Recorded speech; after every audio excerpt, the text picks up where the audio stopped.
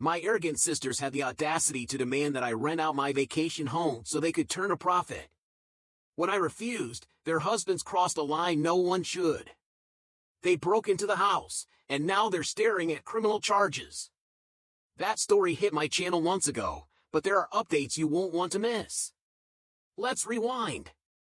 The latest drama unfolded today at my parents' barbecue, a classic, suburban get-together. My wife and I had no intention of going. Why? I don't particularly enjoy spending time with my sisters, their husbands, or their unruly kids. We're child-free, and honestly, that puts a strain on any gathering with them. But under pressure from my mom, my wife convinced me to show up. When we arrived, the backyard was already a chaotic scene, with about 20 people milling around. My dad was lounging in the whirlpool section of the pool, a small cooler of beers by his side. My mom? She was doing her best to manage a horde of kids, ages 7 to 11, who seemed determined to wreak havoc. My sisters and their husbands, meanwhile, were already deep into their drinks. We grabbed some food, sipped frozen margaritas, and made polite small talk. But of course, the criticisms came rolling in. My sisters, ever the perfect hosts, chastised us for showing up late, not wearing swimsuits, and ruining the vibe. Typical. Then, the mayhem truly began. Two of the kids decided to shove a neighboring guest into the pool. She barely avoided a full soak, stumbling out of the water just wet enough to show her annoyance. She didn't make a scene, though.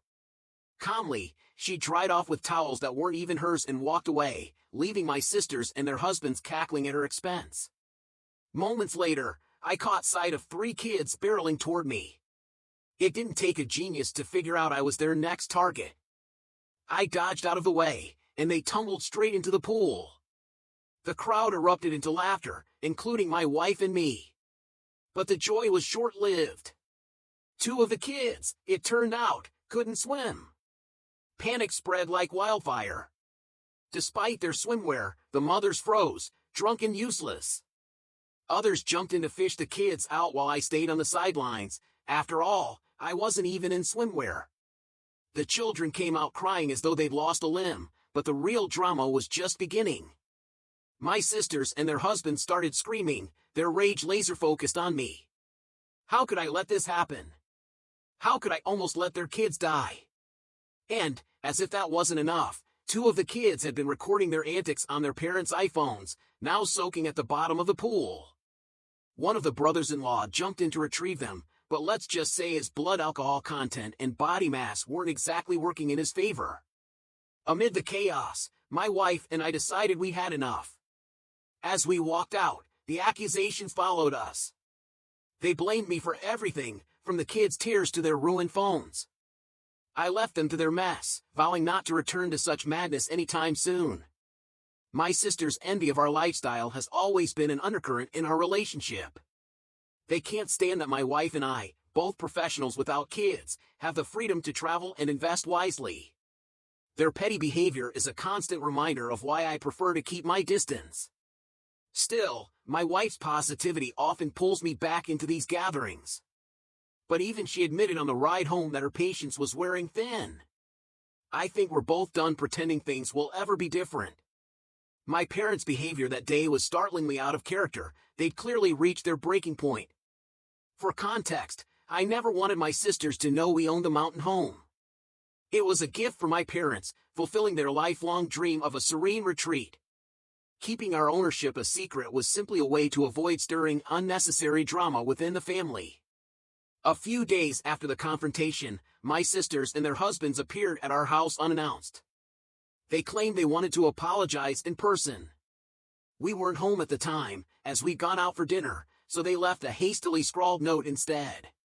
One of my sisters even attempted to call me at work the following day. I let it go straight to voicemail. Ultimately, my wife and I decided it was best to cut contact, at least for the time being. It's been over 3 weeks now, and the peace that's followed has been undeniable. It's startling to realize how much subtle, constant drama they used to create. They aren't bad or toxic people, just utterly exhausting. Interestingly, I don't mind if they use the vacation home, even though we technically own it. We bought it for my parents, and they're the ones who manage it day to day. My wife and I cover all the expenses, taxes, maintenance, you name it, but my parents get to decide who can stay there. It's their sanctuary, after all. One unexpected benefit of this family fallout is the clarity it's brought about the future of the property. We've decided that when my parents are no longer able to manage it, we'll sell it. If we ever feel the urge for a mountain getaway, there are always Arabs. That decision has removed a weight I didn't realize I'd been carrying. As for my parents, they aren't oblivious to the tension. They're laid-back people who prefer to let others live their lives. I suspect they'll soften their stance with time, but for now, they've chosen to enjoy the calm. They've even told me they're not planning to host family events for the foreseeable future. What's really eating at my sister's, though, is the fear that I might stop them from using the cabin altogether. They've always dreamed of creating some kind of family compound there. The land could accommodate at least 3 additional homes with stunning views, but that's never been part of my vision. I've known about this plan of theirs for years and have simply ignored it. Now, it's finally clear, those dreams will remain just that, dreams. Their recent attempts to reconcile feel far from genuine. Their apologies lack sincerity, and I don't intend to re-establish ties anytime soon. Regarding the vacation home, it's still up to my parents. Yes, I own it and handle the expenses, but it was always meant to be theirs, a gift born out of years of hard work and financial luck on my part. My ability to purchase the property without even discussing it with my siblings seems to bother them more than anything. It amuses me, honestly. My father even changed the lock code recently, ensuring that only he, my mother, my wife, and I have access. That alone has created enough discomfort to keep my sisters on edge. The battle for control over the vacation home was far from over. My parents, weary of the ongoing drama, passed the torch to me, declaring that the property was now my responsibility. They'd had enough of the constant turmoil, stepping away from what had once been their sanctuary, a place to relax, recharge, and reconnect. Though I understood their decision, it stung. The home had always been their retreat, their escape, and now its legacy rested solely on my shoulders. Up until now, they had been the ones to manage everything, the scheduling, the maintenance, and even replacing items as they wore out. I never objected to my sisters and their families enjoying the property. It had always felt like my parents' choice to make, despite my name being on the deed. But with my parents now needing my permission to access the home, the entire dynamic had shifted. Determined to reclaim control, I took significant steps to secure the property. The first move? A heavy-duty chain and the sturdiest lock I could find for the gate. Then, I reset every door keypad, creating brand new codes. By the end of that day, security cameras were installed, an addition that filled me with a newfound sense of relief. One camera, strategically placed to overlook the valley, boasted high resolution and captured every breathtaking angle of the landscape. It was an investment that exceeded my expectations, but the peace of mind it brought was worth every penny. Warning signs now dotted the property, loudly declaring that the house was under video surveillance. For added security, I even installed a robust lockout on the water shut-off valve. Removing it without the key would be a nightmare, so naturally, I made sure only my wife and I knew it existed. Despite these measures, trouble was brewing. Both brothers-in-law called me at my office, each attempting to manipulate their way back into using the property. The elder one, furious after being locked out during a planned getaway with friends, vacillated between aggression and self-pity. He even resorted to threats, vowing to rip the gate from its foundations. Shockingly, he admitted to leasing the house to acquaintances for extra income, accusing me of sabotaging their side hustle and demanding reimbursement for the guests they had to turn away. His audacity was breathtaking. I wished I had recorded the conversation, but I didn't know how to do so on the office phone. The younger brother-in-law's approach was less dramatic, but equally unwelcome. Acting on behalf of my sister, he pleaded his case but didn't put up much resistance when I firmly denied their access. Both calls ended the same way, with me reiterating that the house was off-limits to them, now and forever. The strain was undeniable. Selling the property seemed like a logical solution. My wife and I had little use for it, and family gatherings there were a thing of the past. My parents didn't oppose the idea, although they hoped for a future where everyone could reunite there. For now, though, they agreed to let things settle. And yet, as tempting as it was to sell, I hesitated.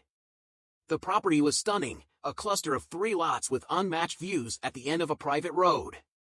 Its value would only increase with time, but selling it now would feel too impulsive, too reactive. Relations with my sisters remained strained. We hadn't spoken in weeks, and I had no interest in reaching out. Even the updates from my parents about my nieces and nephews felt bittersweet, reminders of a family dynamic that had fractured beyond repair. Still, life carried on.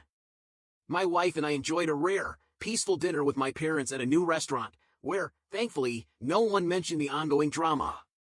It was a brief reprieve, a moment of normalcy amidst the chaos. Why would they go to such lengths? Breaking into the barn wasn't enough for them. When Mike and the sheriff's deputies intercepted them at the front entrance, it was clear they had been caught red-handed.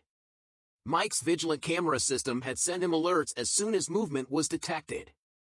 Realizing something was off, he quickly called the sheriff's office. The brothers-in-law tried to weasel their way out of the situation, but their excuses fell flat.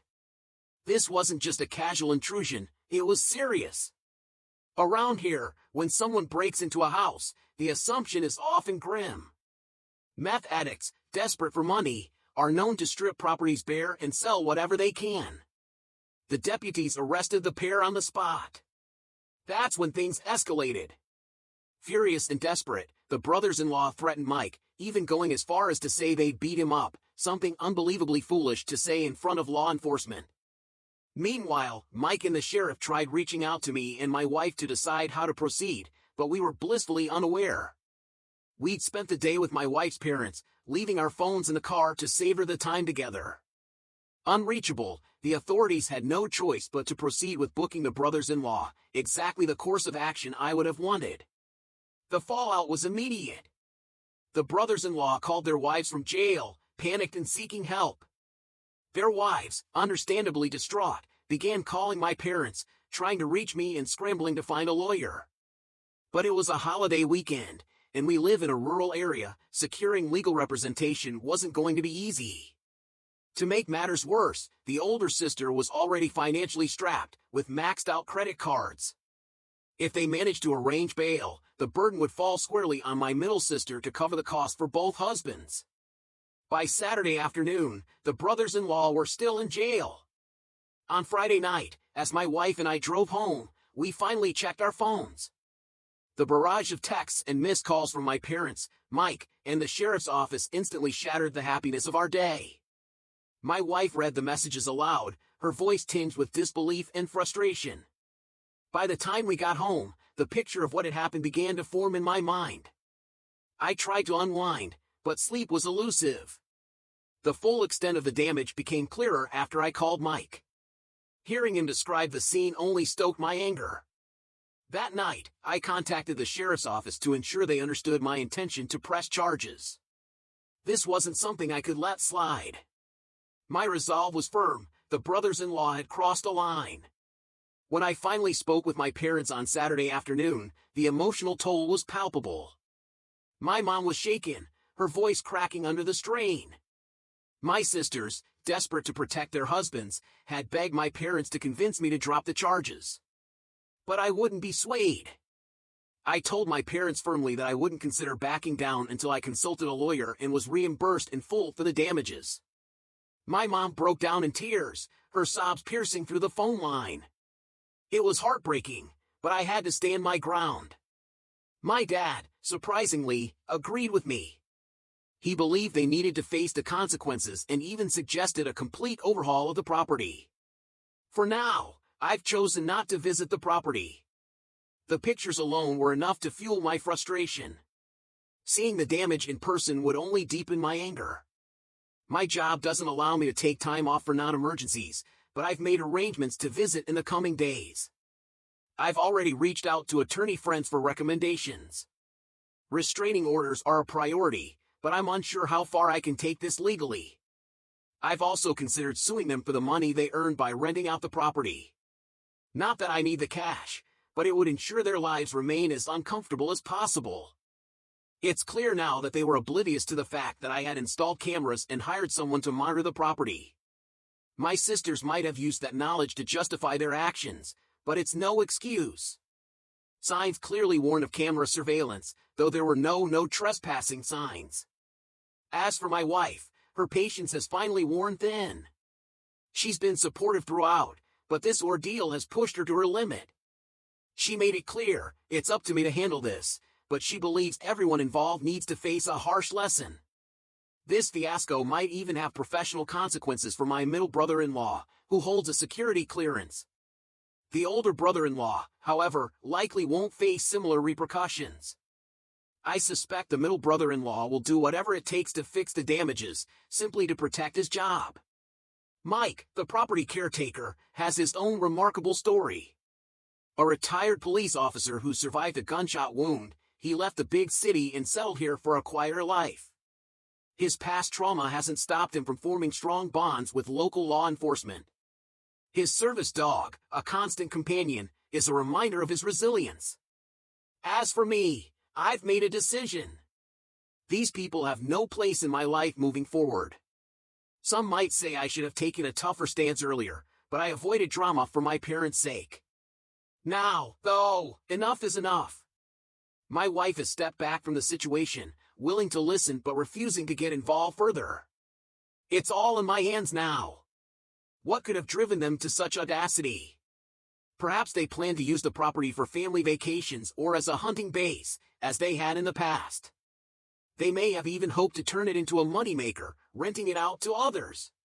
Whatever their reasons, the damage is done, and their motives don't matter anymore. Everything dismissed. The plan is set. By Monday or Tuesday, I should be prepared to travel and sit face-to-face with the prosecutor. A parting instruction from my lawyer lingered in my mind: stay away from my sisters and their husbands, particularly for the next 6 months. This wasn't a suggestion, it was a necessity, crucial to maintaining the delicate balance outlined in the agreement. The sudden change of heart from my brothers-in-law wasn't born from kindness. No, it came from cold reality, a realization of what they stood to lose. Fines, mounting legal fees, and the chilling possibility of a jail sentence up to 120 days, however unlikely, loomed large.